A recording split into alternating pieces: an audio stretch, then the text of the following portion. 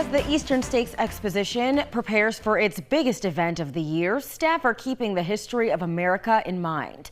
22 News reporter Sarah Bianame shares what has made ESE what it is today.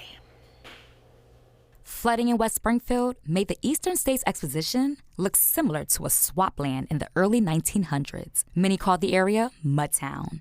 Great for small farming and whatnot, but it was not great for building a fairgrounds.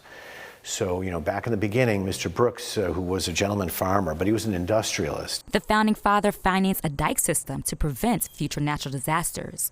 But the flood of 1936 called on the U.S. government to get involved, too.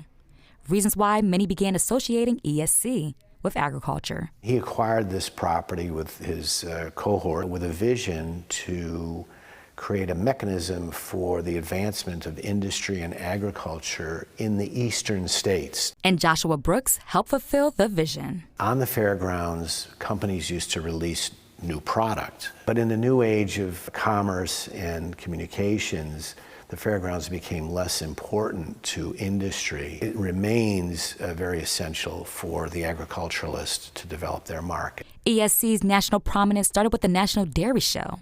Then 7.5 decades later, the Big E became the vital lifeline for the fairground's sustainability. With close to 2 million people attending thus far, the CEO, Gene Cassidy, says the Big E is the largest agriculture event on the East Coast and the premier fair in New England.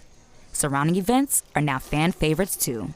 Like Gene said, many of the events on ESC grounds have become fan favorites, and I would agree, as I have covered Hooplandia, Big E, and many others during my time here at 22. In this day and age, we think of the Eastern States Exposition as representing the New England states because we have the replicas of the original New England state buildings on our property.